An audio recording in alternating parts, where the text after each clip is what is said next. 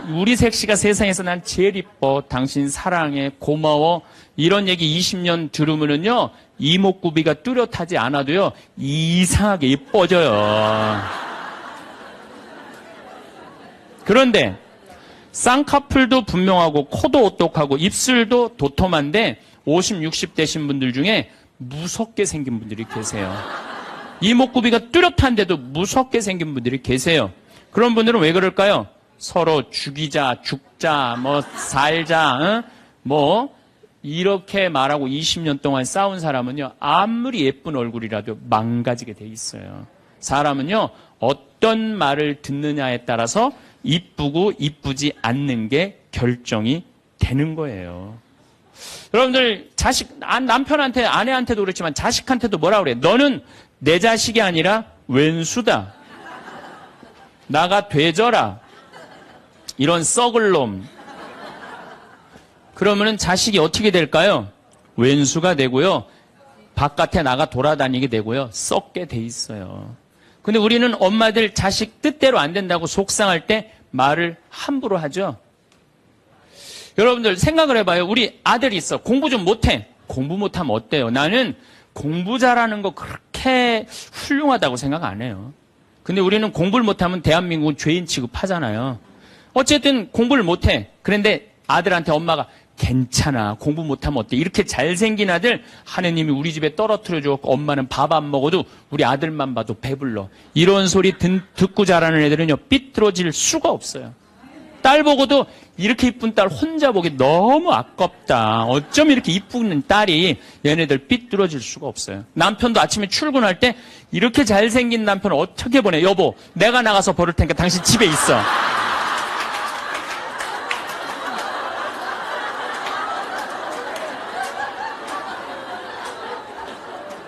이러면은요, 남자가 돈 벌러 나갈 때 어깨 당당하게 피고 나가요. 근데 남편 출근할 때 뒷꼭지 대고 오늘 그 돈 안 갖고 들어오려면 집에 들어올 생각 꿈도 꾸지 말라고. 그럼 남자는요, 나가서 어깨 피고 돈 못 벌어요. 말에 복이 있는 거야, 말에 복이 있는 거예요. 어떤 엄마가 입만 열면 아들한테 빌어먹을 놈이에요, 빌어먹을 놈. 야, 이 빌어먹을 놈아, 밥 처먹어라. 근데 초등학교 때 반에서 1등을 했어. 근데 엄마가 한다는 소리, 빌어먹을 놈 공부 잘하네? 삶이 힘들었나 봐요. 서울대 법대를 합격을 했어. 그랬더니 엄마가 한다는 소리, 우리 빌어먹을 놈 드디어 큰일 해냈네. 근데 엄마는 그리고 돌아가셨어요. 돌아가셨는데 이 아들이 사법고시를 아무리 봐도 안 되는 거예요. 회사에 원서를 넣어도 안 되고 선을 봐도 퇴짜 받고 잘생기고 서울대 법대 나왔는데, 그래서 이상원이라는 그 장명하는 사람한테 가서 물어봤어요. 내 인생이 왜 이러는지 난 모르겠다고. 당신 쭉 살아오면서 무슨 얘기를 많이 듣고 살았느냐? 가만히 생각해보니까 엄마가 입만 열면은 빌어먹을 놈이라고. 그러니까 이 사람은 잘 안 되니까 동료 판사, 변호사, 검사한테 빌어먹기 시작한 거예요. 그게 당신 인생의 몸에 밴 거다. 내가 당신 관상을 보니까 당신은 빌어먹을 놈이 아니라 벌어먹을 상이다. 벌어먹을 상이다. 그래, 내가 왜 빌어먹을 놈이야? 내가 서울대 법대까지 나왔는데. 과외를 시작했어요. 과외를 시작했더니 애들이 너무너무 많이 모이는 거예요. 그래서 학원을 했어요. 학원을 했더니 돈을 너무 많이 버는 거예요, 서울에서. 그랬더니 예쁜 색시가 시집을 오고 지금은 딸 둘을 낳고 행복하게 벌어먹고 살고 있대요.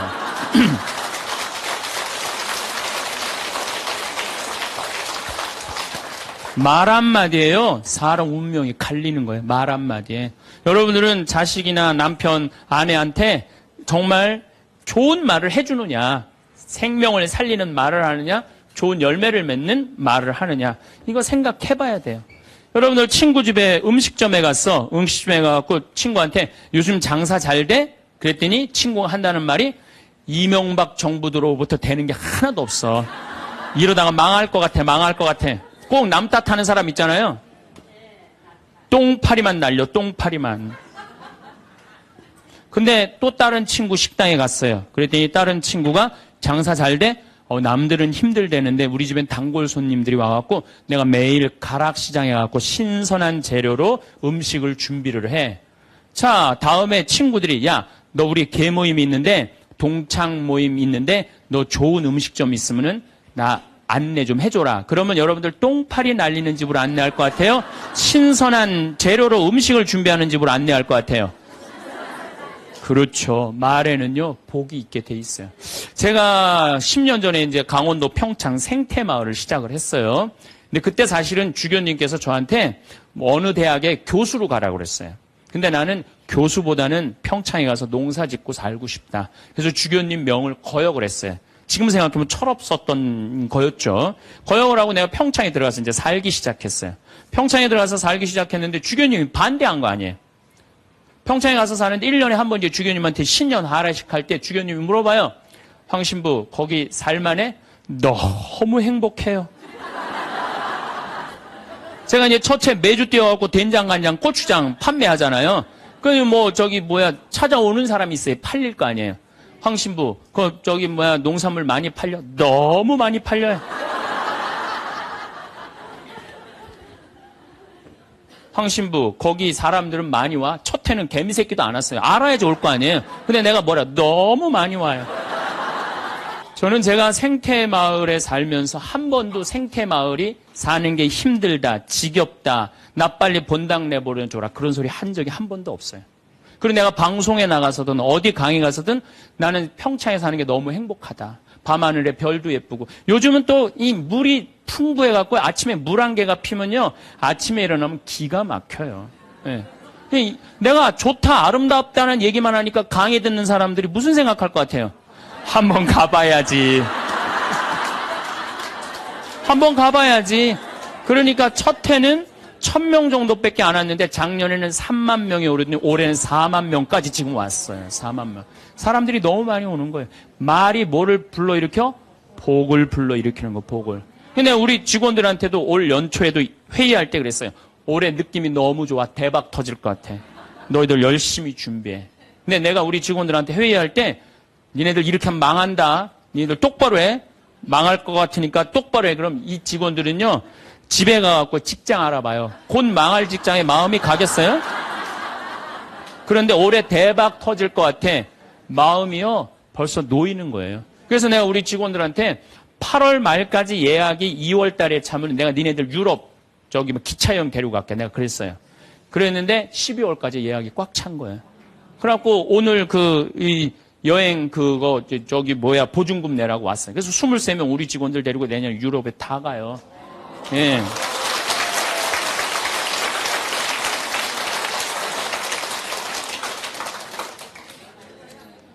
제 신조는 그달에 번 건 그달에 다 쓰자. 이게 제 신조예요.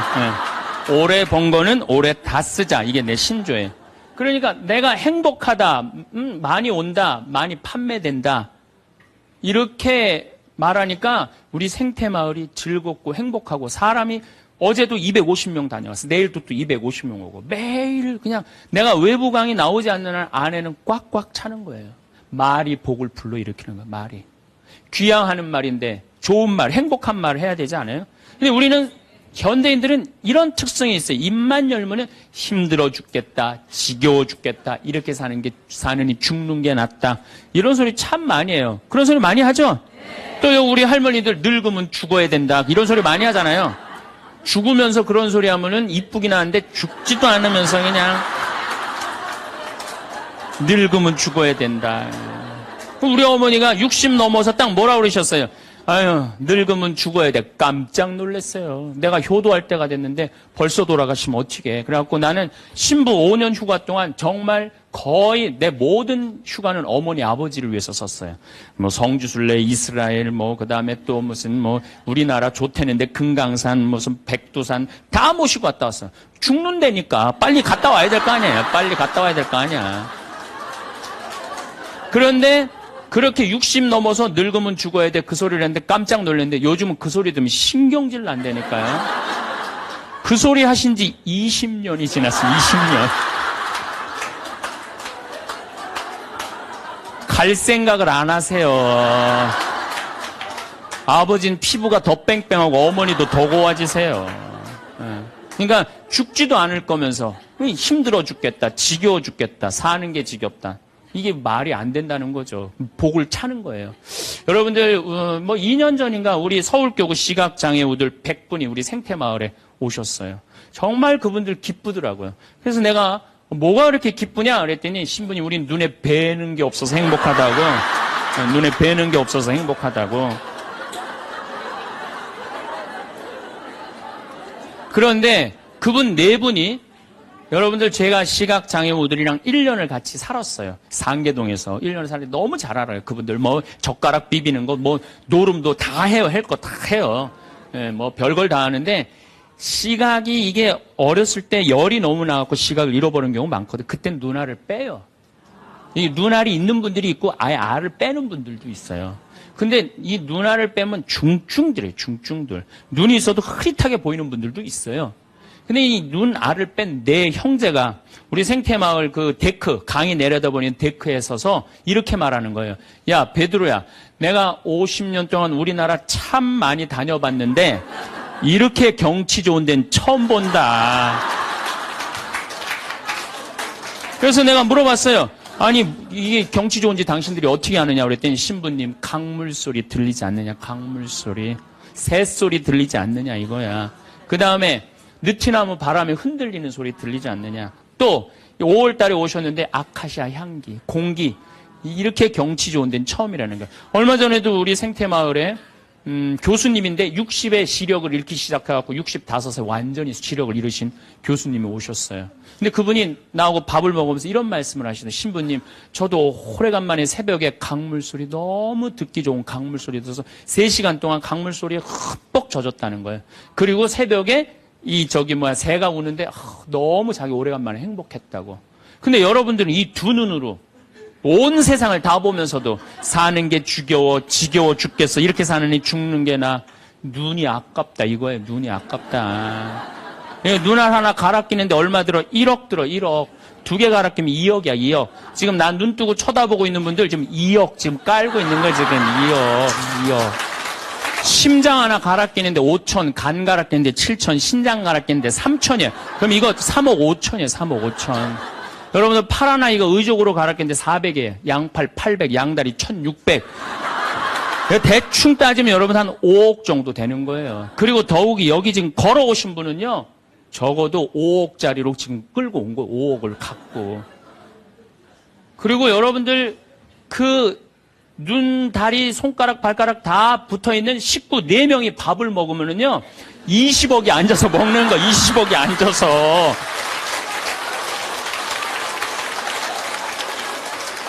아니, 20억이 앉아서 먹으면서 사는 게 지겹다, 이렇게 사는 게 죽는 게 낫다. 하느님이 주신 축복을 날리는 거예요, 날리는 거예요. 밥 먹을 때 재산이 없으면 어때요? 출세 안 하면 어때요? 앉아서 뭐라 그러면서 먹어. 우리 20억 밥 먹자. 얼마나 행복해. 여러분들이 사는 게 괴로운 게 뭐냐 하면은, 욕심이 너무 많아서 그래. 그래서 입에서 나오는 게 지겹고 불만만 나오는 거야. 사는 게 힘들면은 좋은 소리가 안 나오잖아요. 욕심이 많으면 사는 게 힘들어져요. 사는 게 힘들어서 욕심이 생기는 게 아니라 욕심이 많아서 사는 게 힘들어집니다. 여러분들 욕심만 안 피면요 우리 인생 괴롭지 않아요. 그러니까 괴로운 사람들은 입만 열면 힘들다. 그런데 이게 누구끼리 제일 서로 죽이는 말을 많이 하느냐. 복을 이제 서로 빌어줘야 되는데 누구끼리 제일 많이 아픈 말을 하느냐면 부부끼리 제일 많이 아픈 얘기를 많이 해요. 근데 참 나도 남자지만은 여자 참 이해하기 힘든 존재예요. 여자 이상하고 요상하고 괴상하고 아주 복잡하고. 나만 그런 줄 알았더니 스티븐스 호킹스 박사라고 있어요. 스티븐스 호킹스 박사. 이 사람이 나이가 71인데 작년에 뭐라고 그랬냐면은 자기는 140억 년 전에 우주에서 벌어진 일도 다 아는데 자기는 아직도 여자의 95%를 이해를 못하겠다고 그래요. 아니 그 유명한 사람도 95%를 이해를 못하겠다고 그러는데 나는 더 모르죠. 네. 여자를 이해하지 못하니까 여자한테 폭력을 쓰는 거예요. 제가 신학교 1학년 때 주일학교 중고등학교 아이들을 데리고 한 20명 정도를 데리고 200명 정도를 데리고 여름 캠프를 갔어요. 우리 때는 4박 5일 가고 그랬어요. 섬강이라는 데를 갔는데 애들이 이제 수요일 날 이제 세 번째 날 전부 이제 강에 들어가는 프로그램이야. 근데 여선생 하나가 고개를 꼬고 안 들어가는 거예요. 그래갖고 아니 다 들어가는데 저 선생은 왜 저 물에 안 들어가느냐. 저 선생 프로그램에 참여시켜라. 빨리 집어넣어라. 그랬더니 다른 선생님들이 어디 학사님 안 된다는 거예요. 저 선생님 오늘 그날이라는 거 그날.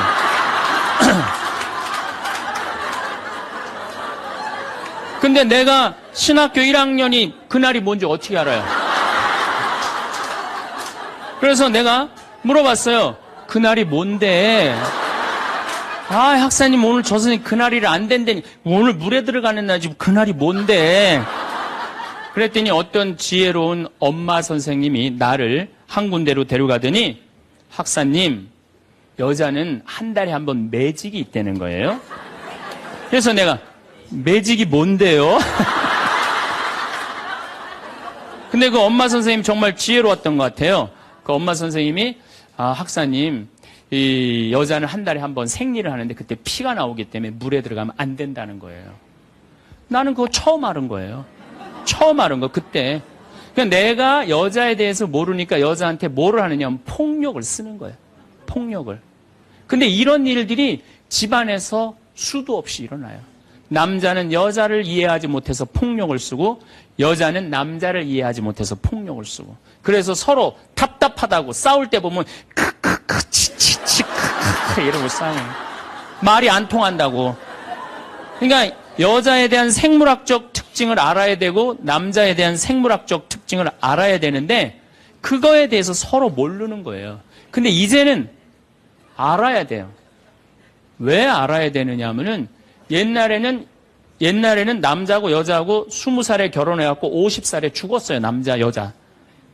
20살에 결혼해갖고 애 한 10 낳다보면요. 애 낳다가 죽어요. 남자는 애 키우다 죽어요. 갈등이 있을 수가 없어요. 부부라고 그러지만은 한 집에 살지도 않아. 안사람, 바깥사람. 그러고 그냥 사는 거예요. 근데 요즘은 안 죽어. 100살까지. 남자, 여자가 50살서부터 100살까지 서로 이해도 못하면서 한 집에서 50년을 사는 거예요. 서로를 이해를 못하면서. 그러니까 말이 어떤 말이 나와? 상대방한테 가슴에 멍을 들게 하는 말이 나오는 거예요. 멍이 들게 하는 말을. 우리 인간은 말이라는 것처럼 중요한 게 없는데 이 말을 잘 사용하느냐 사용하지 못하느냐에 따라서 그 공동체가 행복하기도 하고 그 공동체가 불행하기도 합니다. 내가 또 복을 불러오는 말을 하는 사람이 있고 복을 차는 말을 하는 사람도 있습니다. 그래서 과연 나는 생명을 살리는 말씀을 하는 사람인가? 좋은 열매를 맺는 말 씨를 뿌리는 사람인가? 아니면 입만 열무는 기분 나쁘게 하는 말투를 던지는 사람인가? 이 이야기를 나누고 있습니다. 근데 이게 부부끼리 가장 많은 상처를 주는 것 같아요. 지난주 끝에도 잠깐 말씀드렸듯이 나도 남자지만 참 여자를 이해하기가 힘들어요. 제가 이렇게 한 2년 전에 제가 위암 수술을 했어요. 그래갖고 이제 이 위를 암 환자들은 온도가 42도가 넘어가면 재발하지도 않고 암이 죽는데요. 그래서 이제 제가 찜질방을 잘 가요. 찜질방을 잘 가는데 아주 뜨거운 찜질방을 잘 가는데 얼굴이 알려졌잖아요. 그래갖고 아는 사람들이 많아요. 그래갖고 수건을 뒤집어 쓰고 찜질방에 가서 앉아 있어요. 한쪽 끝에 조용히 쭈그리고 앉아 있어요. 그러면 이제 아줌마 셋이서 들어와서 수다를 떨기 시작하면은 이해할 수 없는 수다를 떨어요. 아줌마 3명이서. 뭐라고 그러냐면은 한 아주머니는 자식 얘기해요. 자식 얘기. 그럼 옆에 아주머니가 자식 얘기하면은 그 자식 얘기를 같이 받아줘야 되는데 옆에 아주머니는 그러거나 말거나 자기는 남편 바람핀 얘기해요. 또 옆에 아줌마는 남편 바람핀 얘기 해거나 말거나 자기는 아파트 산 얘기해요. 주제가 다른 3가지 이야기를 각자 지치지도 않고 30분 동안 계속 하는 거예요. 이해가 안 되더라고요. 우리 남자들은 정치 얘기를 지금 하고 있는데 아내가 여보 우리 애가 자꾸 속을 썩여 그러면 남자 신경질 부려요. 여보 나 지금 정치 얘기 하고 있잖아 지금. 정치 얘기 끝나면은 그 다음에 자식 얘기해. 남자는 한 번에 한 가지 주제만 얘기를 해요. 근데 여자는 동시에 3가지 얘기를 동시에 하는 거야. 기분도 안 나빠하면서 계속 얘기하는 거예요. 기분도 안 나빠하면서. 나는 왜 그런가? 근데 요즘 공부를 해보니까 이해가 되더라고요. 여자는 언어를 관장하는 뇌가 좌뇌에도 있고 우뇌에도 있대요. 머릿속에 말이 꽉 차 있는 거야. 말이 꽉 차 있으니까 말을 해야 돼. 그런데 말은 하긴 해야 되는데 또 들어야 되잖아. 근데 말을 하면서도 귀는 동시에 두 가지를 구분해서 들을 수 있대요. 이게 무슨 얘기냐면은 한 아주머니는 자식 얘기 자기는 입으로 하면서 귀로는 남편 얘기도 듣고 아파트 얘기도 듣는 거야. 무시하는 게 아니야. 그냥 자기 각자 얘기하면서 상대방 얘기도 다 듣는 게 여자예요. 남자는 언어를 관장하는 뇌가 좌뇌 뒤에만 있어요. 좌뇌 뒤에. 그래갖고 남자들이 교통사고가 나고 좌뇌를 다치잖아요. 그러면은요 언어 상실이 온대요. 근데 여자가 교통사고 나고 좌뇌를 다치잖아요. 좌뇌를 다쳐도 전혀 말하는데 지장이 없대요. 아직도 우뇌가 남아 있어서. 그리고 이런 이 부부가 남자하고 여자하고 부부 싸움을 하잖아요. 그럼 남자는 또 흥분을 하면 그나마 좌뇌 뒤에 언어를 관장하는 뇌 기능이 없어져 버린대. 흥분하면. 그러니까 아내가 여보 당신 뭐 시집 와갖고 나 손에 물 안 묻히게 해준다 그랬더니 당신 나 얼마나 고생시켰어. 뭐 결혼기념일을 챙겨줬어. 생일을 챙겨줬어. 우리 친정엄마를 챙겨줬어. 나 여행을 보내줬어. 막 따지면은 남편들이 대꾸를 해야 되는데 이게 어디 있는 줄 알아야지. 대꾸를 하니까 어디 있는 줄 알아야지. 그리고 대부분의 남자들의 반응이 어떠냐면 그거 30분 동안 계속 하다가 끝나는 거예요. 여자는 그냥 좌뇌에 있는 거 쏟아내고 우뇌에 있는 거 쏟아내고 막 30분 동안 그냥 있는 대로 공격을 하고 난 다음에 여자는 할 얘기 다 했어요. 그럼 남자가 그게 시끄러. 그리고 여자는 자기 하고 싶은 얘기 다 하면은요 원도 한도 없어요. 부엌에 가갖고 아무 일도 없다는 듯이 설거지해요. 그럼 그때부터 남자들이 신경질이 나는 거예요. 왜 신경질이 나냐면 왜 내가 그때 그 적절한 대답을 왜 찾아내지 못했을까? 막 신경질이 나는 거예요. 그래갖고 막 쇼파 던지고 신경질을 부리면은 아내가 부엌에서 아무 일도 없다는 듯이 아내가 한마디 해요. 나와서 이 사람은 무슨 말만 하면 승질을 부린다고. 그러니까 말싸움으로 아내를 이길 수가 없어요. 남자는요 여자하고 말싸움 해갖고 이길 수가 없어요. 나는 우리 천주교 신부 중에 수녀님하고 싸워갖고 이겼다는 신부를 본 적이 없어.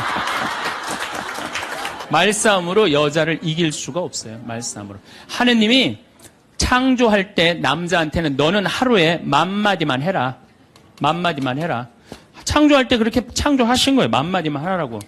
여자는 하루에 너는 25,000마디 해라. 25,000마디 해라.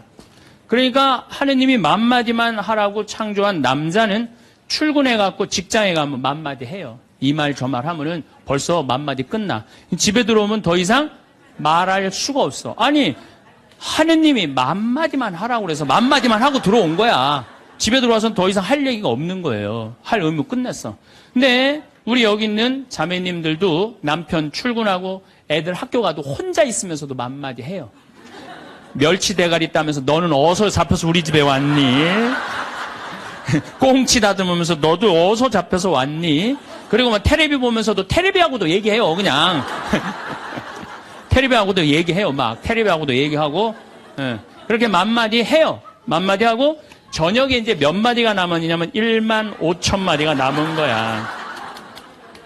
이 15,000마디를 누구하고 하고 싶으냐면 남편하고 하고 싶은 남편. 그래갖고 저녁 차려주고 남편한테 여보 그 옆집 여자 말이야. 오늘 저녁에 같이 저녁 찬거리를 사러 시장에 나갔는데 그 여자는 김치찌개 거리를 돼지고기 한 근만 사면 되는데 5근이나 사고 정신 나간 여자야. 그러니까 그냥 살림이 그 모양이지. 이랬는데 남자는 이미 더 이상 말하기 귀찮은 거예요. 그래서 남편이 한마디 해요. 쓸데없는 소리 하지 말고 부엌에 와서 국이나 더 떠오라고. 그럼 여자는 미치는 거예요. 아직도 15,000마디가 남아있는데 국 떠오라고 그러면 미치는 거예요. 근데 저도 이 말에 저도 동감을 해요. 왜냐하면 저는 10,000마디만 하게 창조된 인간이잖아요. 그런데 나는 이렇게 강의를 하면 10만 마디를 해요. 10만 마디. 10만 마디라니까 사실은 난 사제관에 우리 생태마을에서 강의하고 사제관에 딱 밥 먹으러 저녁에 내려가잖아요. 한마디도 하기 싫어요. 한마디.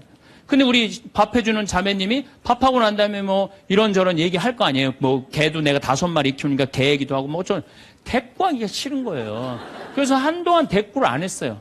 대꾸를 안 하니까 굉장히 기분이 나쁘잖아요. 신부님이 대꾸를 안 하니까 안 되겠더라고요. 그래서 하루는 불러서 내가 얘기를 했어요.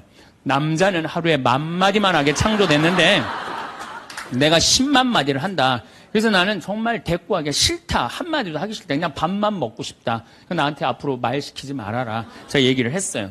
얘기를 했는데도 그래도 우리 자매님도 여자인지라 말을 하잖아요. 그럼 막 말을 하는데 내가 얘기했는데 말하니까 신경질을 하잖아. 내가 인상을 딱 쓰면은 자매님이 한마디예요. 신부님 대꾸하라는 게 아니야. 그냥 나 떠드는 거니까 그냥 밥만 먹으라는 거야. 이게 뭐냐면은 이게 합의가 된 거예요. 합의가 된 거야. 그러니까 그냥 떠들어 그냥 떠도 난 대꾸 안 하는 거 이해하고 떠드는 거 이해되는 거야 서로. 내가 보기에는 많은 부부들이 특히 우리 자매님들이 남편이 막 목석같이 있으면 이런 말을 해. 나는 사는 게 하나도 재미가 없다. 그러죠? 남편이 목석 같으니까. 그런데 남편이 목석이 아니에요. 원래 창조되기를 그렇게 창조된 거예요. 10,000마디만 하게 창조된 거예요. 그러니까 여러분들은 유일한 실수는 10,000마디밖에 할 줄 모르는 인간이랑 결혼한 게 유일한 실수예요. 더 놀라운 건 뭐냐면은 한 아주머니는 자식 얘기하고 한 아주머니는 남편 얘기하고 한 아주머니는 아파트 얘기하면서 손으로는 달걀을 까먹어 간다는 거예요.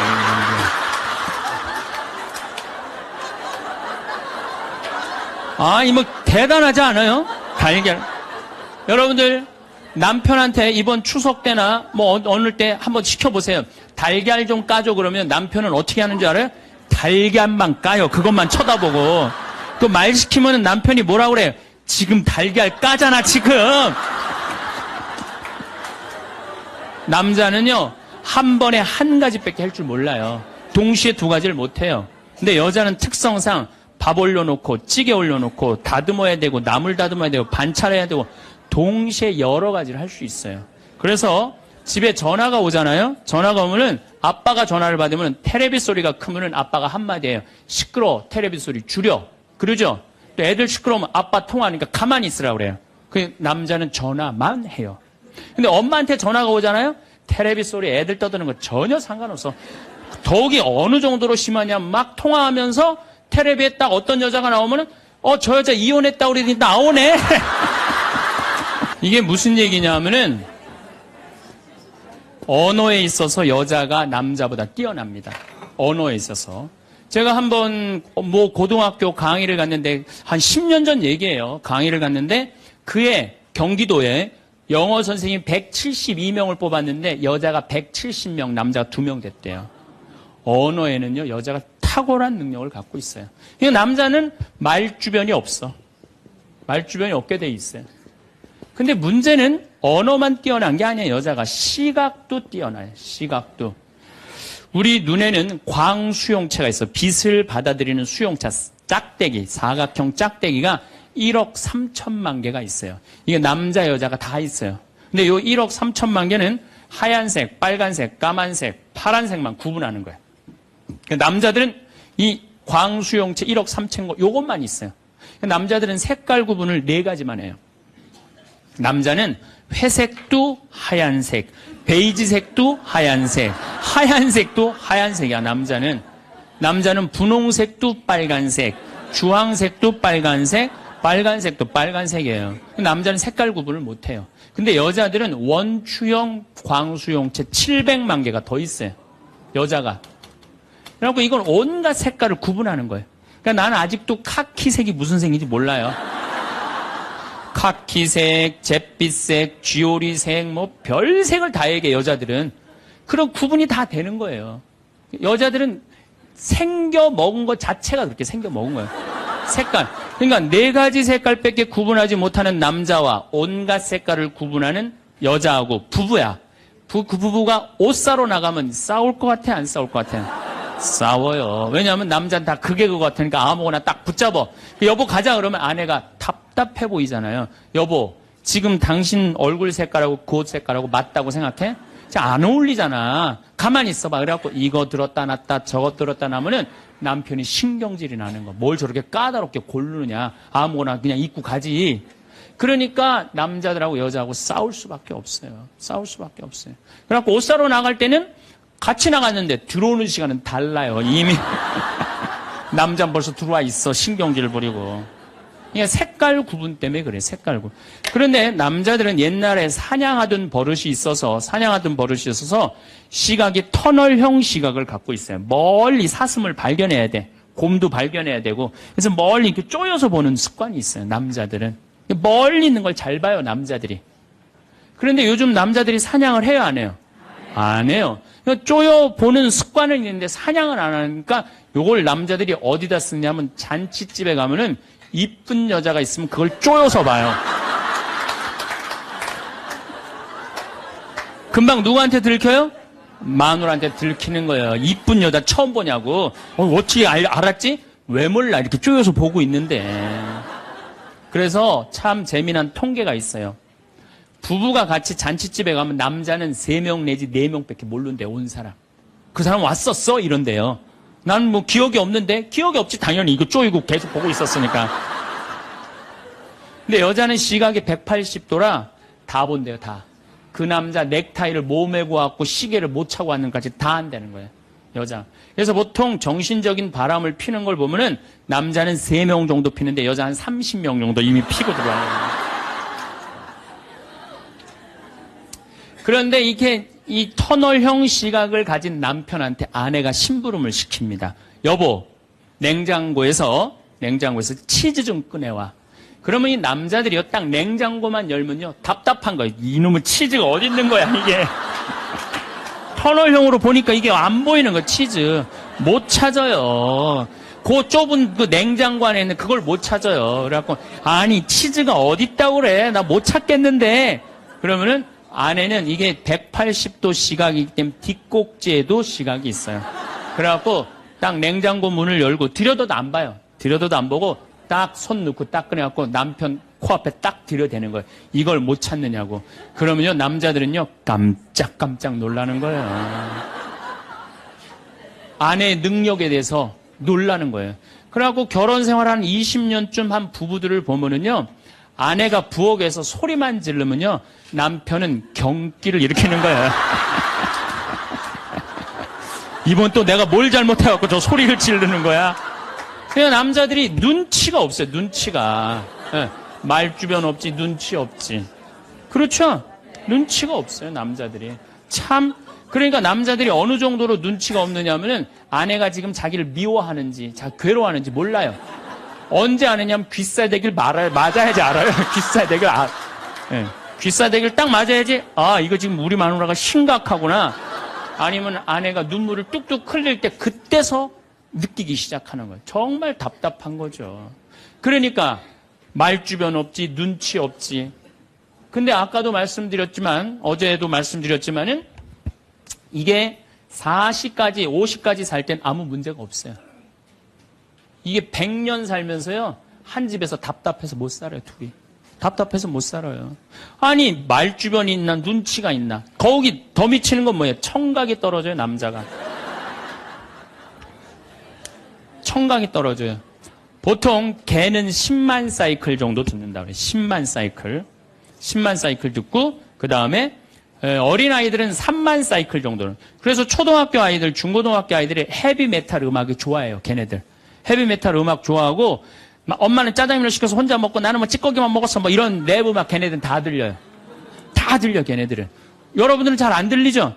네. 얘네들 3만 엄마들은 2만 사이클 정도 2만 사이클. 그러니까 젊은 부부가 같이 잠을 자갖고 건너방에서 애가 울잖아요. 그럼 누구 귀에만 들리느냐면 엄마 귀에만 들려요. 그래갖고 여보, 난 너무 힘들어. 오늘 애하고 하루 종일 씨름을 해갖고 내가 힘들어서 못 일어나니까 당신이 일어나서 좀 나가봐. 이러면은 대부분의 남편들이 이렇게 말한대요. 아무 소리도 안 들리는데 뭐가 들린다 그래. 예민하게 굴지 말고 잠이나 자. 그러면은 누가 일어나서 나가느냐면은 아내가 일어나서 나가는 거, 엄마가 일어나서 나가는 거. 그러니까 아내들은 남편하고 살면 살수록 더 답답한 거야. 말주변 있나? 눈치가 있나? 말귀를 알아듣나?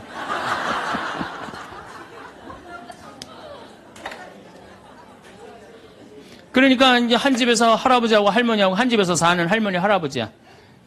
할아버지가 이제 저녁 국을 못 끓였는지 너무 궁금한 거야. 그래서 안방에서 할머니한테 여보 마누라 오늘 저녁 국 못 끓였어?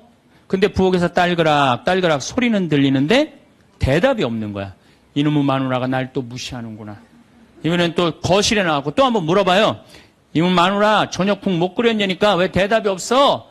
아 근데 딸그락 딸그락 소리는 들리는데 또 대답이 없는 거야. 너무 화가 난 할아버지가 이번에는 부엌에 가갖고 이놈의 할망구야. 저녁 못 끓였는지 내가 3번이나 물었는데 대답을 안 하냐고. 사람 말이 말 같지 않으냐고. 그러니까 할머니가 눈을 동그랗게 뜨고 하는 말이 내가 콩나물국이라고 3번 얘기했잖아. 누군만 못 들은 거야? 할아버지는. 제가 이렇게 강의를 가면은요, 할아버지들이 이렇게 하고 듣는 할아버지들이 참 많아요. 이게 남자의 특성이에요. 그래서 남자들은 만 사이클밖에 못 들어요. 만 사이클. 그래갖고 남자들은 빠른 음악 들으면 다 시끄럽다고 그래. 다 시끄러워. 시끄러우니까 끄라고. 그저 남자한테 음악이라고 그러는 거는 꿍짝짝, 꿍짝짝. 어머나, 이러지 마세요. 이런 음악만 음악이에요, 남자는. 그래서 30대, 40대가 넘으면 트로트를 좋아할 수밖에 없어, 남자들은. 빠른 음악을 안 들리니까. 한 28,000 사이클 정도가 보통 우리 음악에서 나오는 헤비마트 음악이거든요. 그러니까 못 듣는 거예요. 그 다음부터는. 그러니까 말귀 못 알아듣지, 눈치 없지, 말주변 없지. 자, 요즘 어떤 할아버지가 할머니하고 같이 한 집에서 사는데 그런 거예요. 이제 냉장고가 고장이 났고 애프터 서비스를 불렀어. 애프터 서비스를 딱 불렀는데 애프터 서비스 하고 난 다음에 갔어. 근데 요즘은 참 대한민국이 애프터 서비스 끝나고 나면은 고객센터에서 전화하잖아요. 고객님, 매운 만족하십니까? 보통 만족하십니까? 설문조사를 하잖아요. 근데 이게 또 할아버지가 전화를 받았네? 냉장고 고쳤는데 이제 애프터 서비스라고 전화를 했는데 애프터 서비스 센터에서 전화했다 그러니까 뭘 또 애프터 서비스를 해주느냐? 그래갖고 뭐라고 그러니까 할아버지가 할머니한테 그런 거예요. 여보 마누라 요즘 이상해. 냉장고 고쳤는데도 매운 만두 먹을래요? 보통 만두 먹을래요? 그렇게 물어보는데 말귀를 못 알아들어요. 말귀를. 그러니까 60이 넘어가기 시작하면 할머니들 목소리가 커지기 시작해요. 막 할아버지한테 막 소리 지르는 거예요. 소리 지르는 이가 말귀를 못 알아들으니까 소리를 지르기 시작하는 거예요. 그러니까 점점 나이 먹으면 할머니들은 거칠어지고 그러니까 말귀를 못 알아들으니까 기억력까지 떨어지게 돼 있어. 동시에. 그러니까 어떤 할머니 할아버지가 또 한 집에서 살면서 할아버지가 너무 배가 고픈 거예요. 할머니한테 심부름을 시켰어요. 여보 마누라 좀 부엌에 갖고 냉장고에서 우유하고 아이스크림 좀 갖다 줘. 나 배가 고파. 그랬더니 할머니가 막 일어나면서 가려고 그랬어요. 그랬더니 할아버지가 신경질을. 이놈의 마누라야 그냥 가면 어떻게 가다가 까먹으면 어떻게 하려고 그냥 가냐고. 적어가라고. 우유하고 아이스크림. 할머니가 딱 째려보고 이놈의 영감탱이가 내가 그것도 모를까 봐 그걸 적어가라고 그러냐고. 기다리라고 내가 우유하고 아이스크림 갖다 줄 테니까 할머니가 추측 가셨어요. 갔는데 한 몇 분 있다가 왔는데 할머니가 삶은 계란을 갖고 온 거예요. 근데 이 할아버지가 뭐라고 그러냐면은 기가 막힌 거예요. 고마워 마누라 삶은 계란 갖다 줘서. 자기가 뭐 시켰는지도 모르는 거야.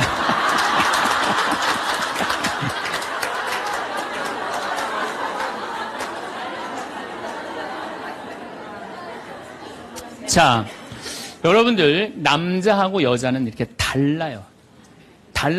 그리고 50이 넘어서면서부터 여자가 능력이 뛰어나요. 여자가. 그러니까 남자는 사실은 말주변도 없지, 눈치도 없지, 말귀도 못 알아듣지. 여기 지금 형제님들 몇 분 오셨는데 내가 60 넘어갔고 100살까지 집에서 안 쫓겨나고 살 수 있는 비법이 하나 있어요. 내가 마누라 옆에서 붙어서 사는 비법이 하나 있어. 내가 그거 비법을 알려드릴 테니까 여기 형제님들 내가 알려주는 대로 사시면 돼요. 그저 비법이라는 건 뭐냐면은 마누라가 시키는 대로 하고 사세요.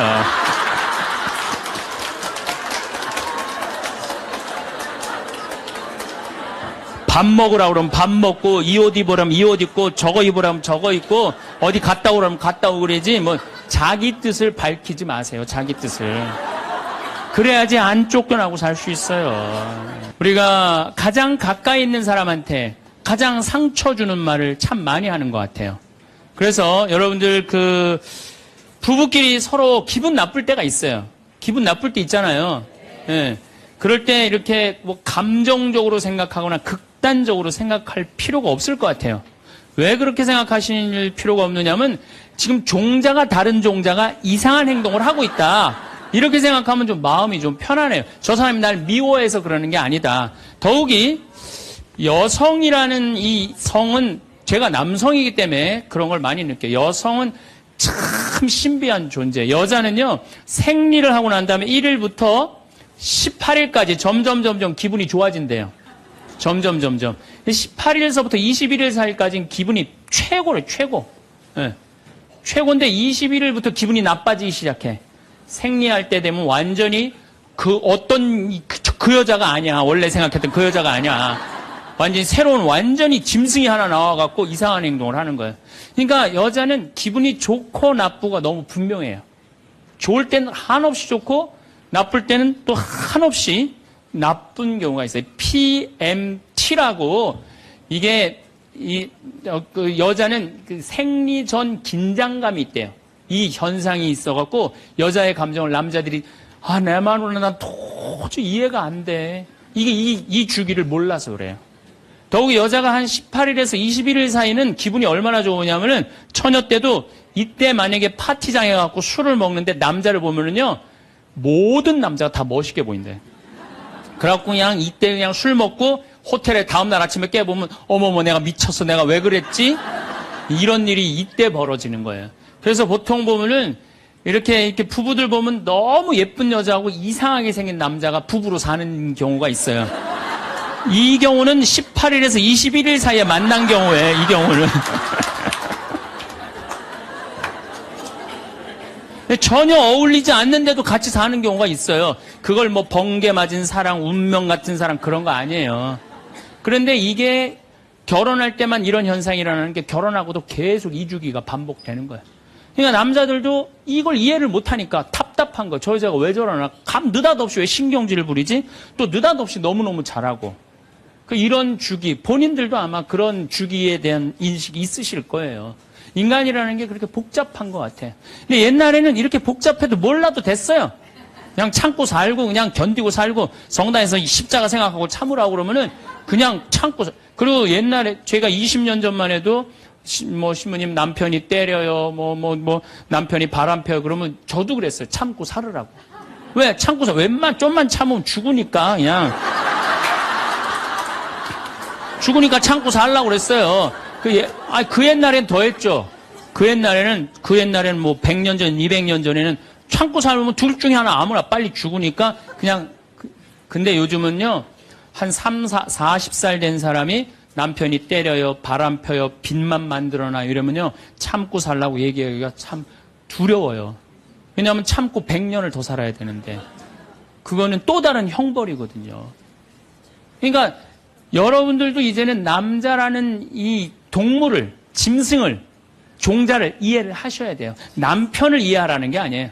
남자가 생겨먹은 게 어떻고, 또 여기 있는 우리 형제님들은 여자가 생겨먹은 게 그러면 훨씬 좀 덜 싸울 거예요. 덜 크크크 치치치 카카카 된다니까.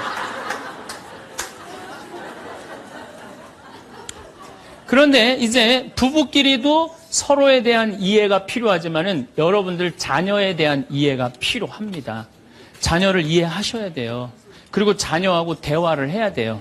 자녀하고 대화를 해야 되는데 우리나라 엄마들은 참 편안하게 교육해요. 딱 한마디만 하면 되니까 공부해. 이건 절대 교육이 아니에요. 절대 교육이 아니에요. 작년 3월 13일 날 고등학교 3학년 남자아이가 엄마를 죽였어요. 목으로 칼을 찔러서. 그런데 얘가 전국 4천등 하는 아이였대요. 모의고사에. 전국. 근데 엄마는 전국 1등 하라고 그래요. 전국 1등. 나는 전교 1등은 들어봤어도 전국 1등은 처음 들어봤어요. 전국. 자식한테 전국 1등을 하라고 강요한 엄마는 처음 들어봤어요. 근데 얘는 전국 4,000등이면요, 서울대 들어가요. 왜냐면 1년에 서울대 4,000명 정도 뽑거든요. 4,000명 정도 뽑으면 뭐 카이스트, 경찰대 뭐 이런 데 다 빠지면은요, 서울대 들어가고도 남아요. 그런데 얘는 전국 63등으로 고친 거야. 63등인지 62등인지. 내가 고등학교 때 반에서 받은 등수야, 이거야, 고등학교. 그런데 엄마가 이 성적표를 받아보고 아이를 야구방망이 골프채로 8시간을 두들겨 팼다는 거예요. 엄마가 전국 1등 하라고 그랬더니 왜 전국 62등 하느냐. 근데 3월 14일이 무슨 날이냐면 학부용 진학 상담하는 날이야. 얘는 전국 62등도 8시간 두들겨 맞았는데 이거 전국 4,000등 걸리면은 나는 죽는다. 그래갖고 엄마를 미리 죽인 거예요. 얘 지금 감옥에 가 있어요. 1차 재판 끝났어요. 3년형인가 지금 나왔어요. 나는 얘는 엄마를 죽였다고 생각하지 않아요. 시험 감독관을 죽인 거예요. 시험 감독관을. 근데 우리는 자녀들한테 공부하라는, 왜 공부해야 되는지, 인생에 대한 철학, 삶의 진리 이런 얘기 전혀 하지 않아요. 그냥 무조건 공부하라. 무조건 공부하라 그래. 그러니까 애들이 왜 공부해야 되는지도 모르고 부모가 하라고 그러니까 지겨워도 하는 거예요. 그러니까 부모가 지겨운 거예요. 부모가 지겹고 부모하고 말을 섞기 싫고. 여러분들 맨날 초등학교 이제 한 5학년만 되면은 남편이 맨날 술 먹고 들어와.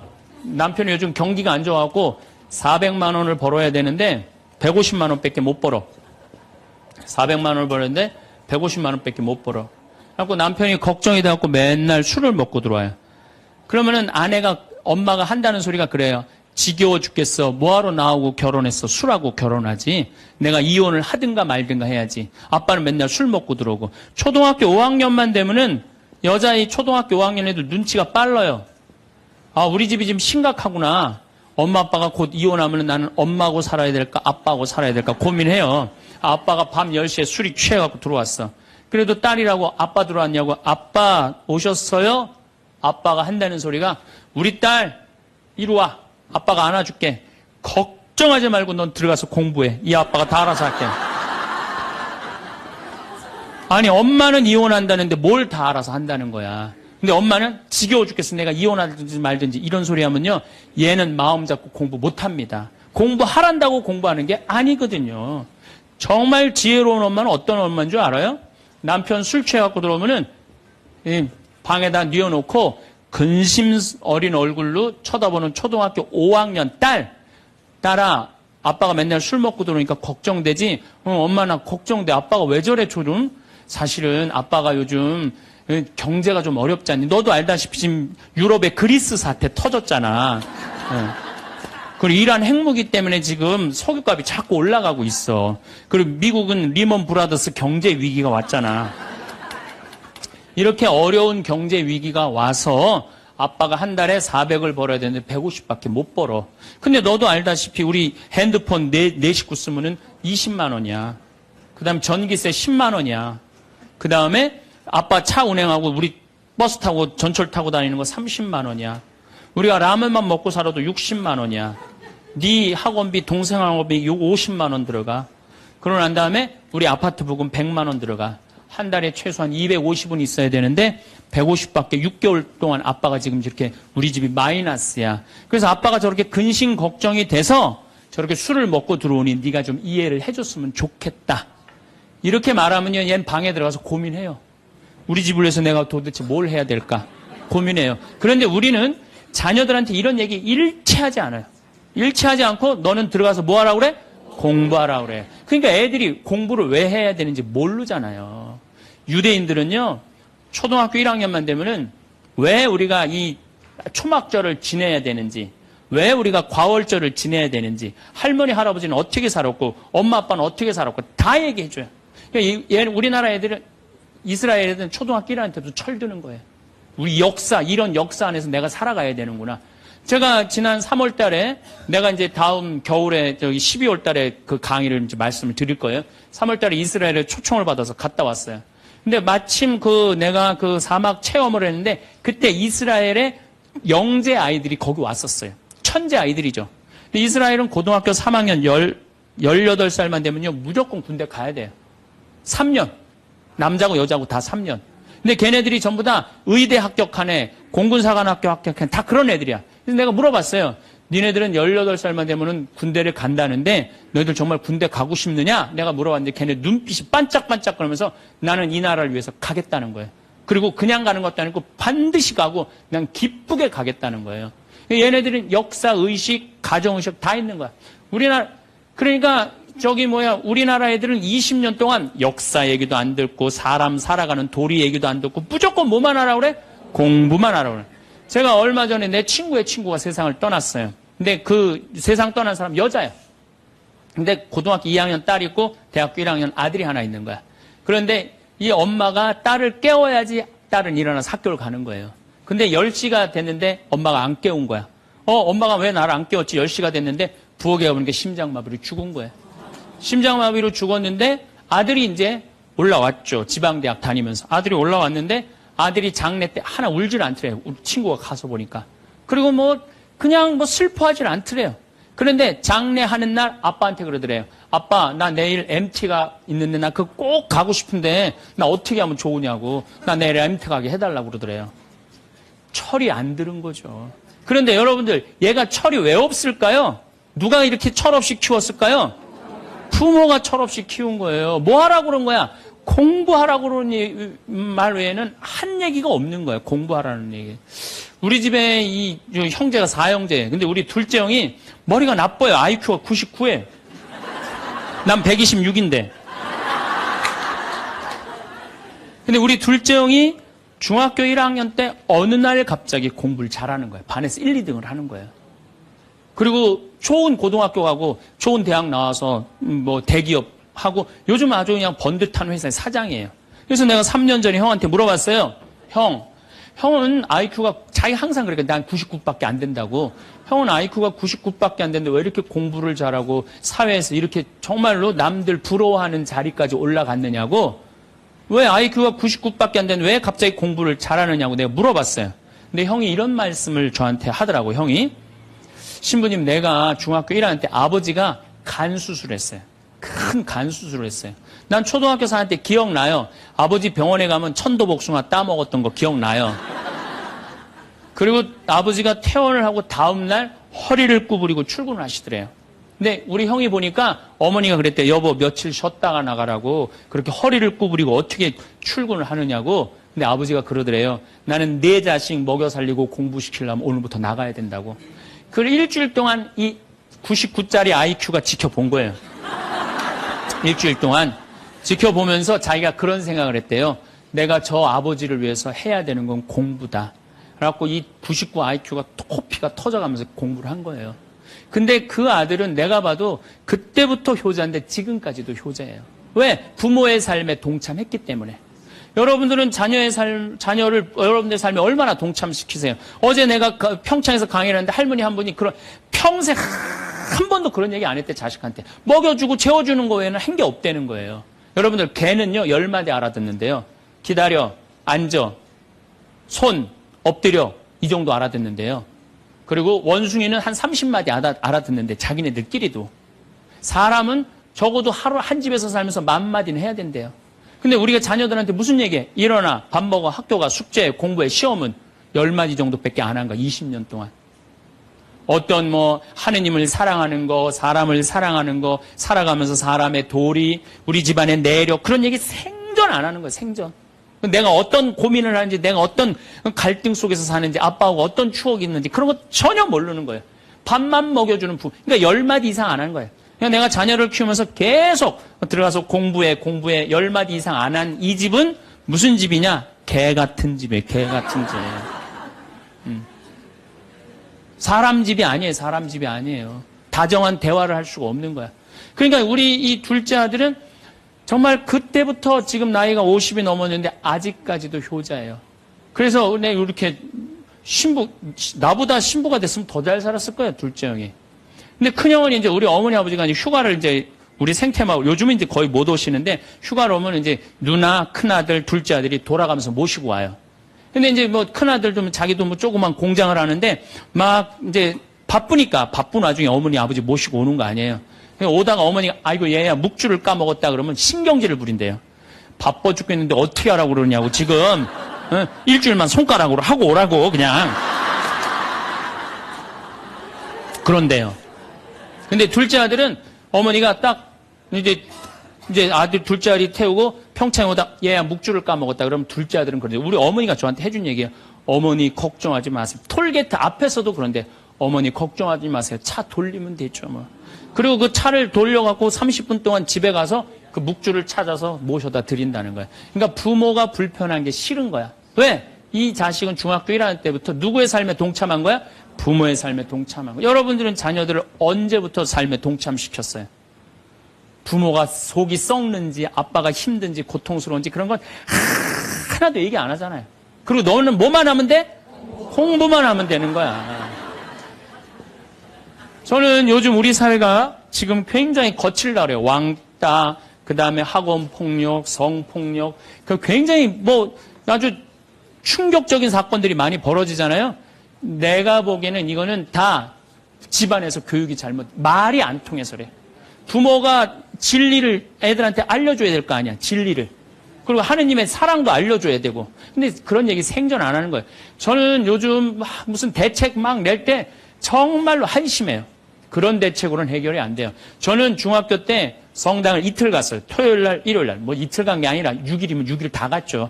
7일이면 7일 다 갔어요, 성당. 매일 가서 성당 살았어요.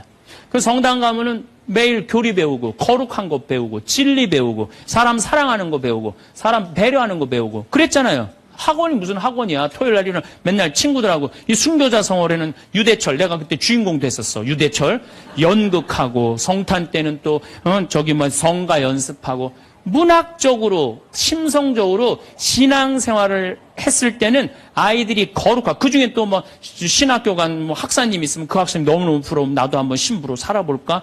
또 수녀원 간 사람 있으면 또 이 여자아이들도 나도 저렇게 아름다운 수도자로 살아볼까? 그런 문화가 있었다고요. 근데 우리 천주교만 그런 게 아니라 자라보면 교회 다니는 애들, 절에 다니는 애들 다 그렇게 자랐어요. 그러니까 심성이 예쁘게 자라는 거죠. 근데 요즘 애들은 뭐만 해요? 공부만 해요. 그러니까 심성이 예쁘게 자랄 수가 없는 거예요. 아무리 대책을 발표해봐요. 소용이 없는 거예요. 그래서 나는 진짜 똑똑한 정치인이라면은 토요일 날, 일요일 날 신앙생활 하게 해야 돼요. 똑똑한 정치인들이라면. 그 문화생활 하게 해야 돼, 애들이. 절대 공부를 하면 안 돼요. 토요일 날, 일요일 날은. 그렇게 잘하면은 우리 사회가 굉장히 건강해지고 거룩해지고 진리가 충만한 나라가 될 거예요. 공부한다고 되는 일이 아니에요. 공부한다고.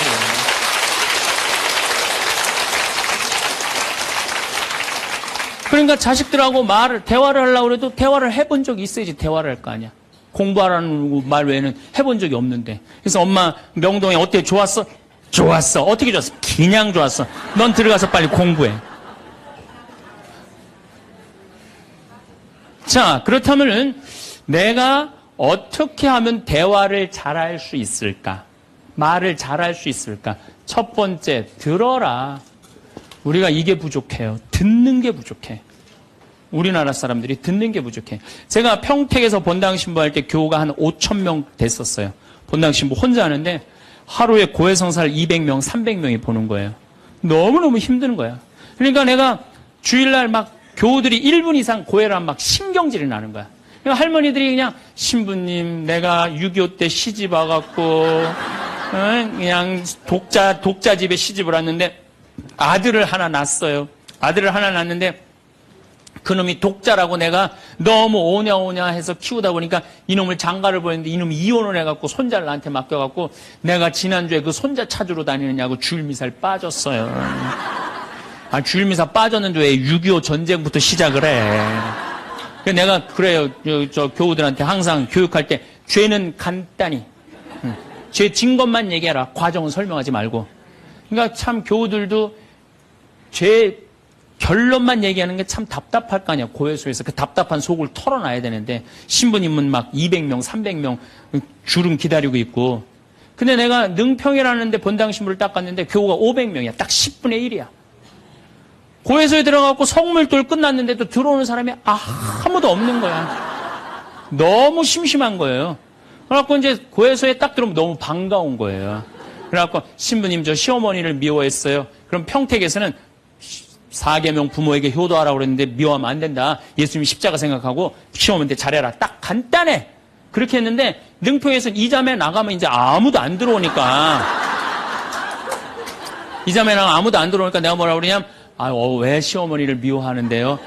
뭐 내가 시집을 왔더니 그냥 손자하고 그냥 고모하고 그냥 남편만 하고 나는 그냥 완전히 식모 취급하고 친정에도 못 가게 하고 그러면 안 되지. 그 시어머니 며느리한테 밥 얻어먹으면서 정신 나간 시어머니네. 그러면은 그 자매가 신이 나는 거지. 신이 그것뿐만 아니라 내가 혼수 살림 얼마나 구박을 많이 받았는지 몰라요. 그러면은 내가 이제 정말 늙으면 그거 정말 다 그래. 하여튼 자매님 참 그런 집에서 힘들게 산다 그러면 막 눈물 콧물 흘려가면서 시어머니 욕을 바가지로 해요. 그러면서 자매가 신부님 이렇게 시어머니 욕해도 되느냐고 걱정하지 말라고. 여긴 비밀이 지켜지는 데니까 걱정하지 말라고. 한 20분 정도 막 시컷 시어머니 욕하면은요, 대부분의 며느리들이 뭐라 그러냐면, 신부님 꼭 시어머니가 있어서 불편한 것만은 아니에요. 시어머니가 애도 봐주고, 반찬도 이런 거 저런 거 해줄 때는 나 너무너무 좋아요. 그런 것도 있어요. 예. 신부님 이번 사순절을 맞이해서 내가 우리 성가정 만들려니까 내가 시어머니한테 내가 잘할게요. 뭐 잘하면 좋죠. 그럼 반찬도 맛있게 하고 한 번 더 웃으면서 얘기할게. 훌륭하십니다. 나는 한 게 아무것도 없어. 그러느냐고. 그러면 자기가 고해하고, 자기가 훈화하고, 자기가 보속하고, 자기 결심까지 다 하기가 나가. 말은요, 들어주기만 하면 돼요. 여러분들 친구들하고 무슨 상담할 때 지적질할 필요 하나 없어요. 나이 50, 60 넘어갖고 너 그러니까 네가 그 꼴로 사는 거야. 그러면 자기 속 얘기하는 사람이 너 그러니까 그 꼴로 사는 거야. 그럴 때 맞아. 내가 그래서 내가 이 꼴로 사나 보다. 그럴 것 같아. 기분 나빠할 것 같아요. 당연히 기분 나빠하죠. 당연히. 우리 집에 많은 중고등학교 학교 다니기 싫어하는 애들을 데리고 와요. 요즘 내가 바빠서 거의 상담을 못 하는데 데리고 오면은 얘가 학교를 안 간다는 거예요. 중학교 2학년, 3학년 애가 학교를 관두겠다는 거예요. 그러면 내가 많은 경우 상담을 하면은 거의 90%는 그랬던 것 같아요. 너 학교 많이 다니기 싫으니? 네, 다니기 싫어. 그럼 관둬. 뭐 다니기 싫은데